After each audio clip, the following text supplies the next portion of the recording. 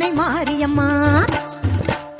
அம்பிகையை கொண்டாடுவோம் கருமாரி அம்பிகையை கொண்டாடுவோம். அம்பிகையை கொண்டாடுவோம் கருமாரி அம்பிகையை கொண்டாடுவோம்.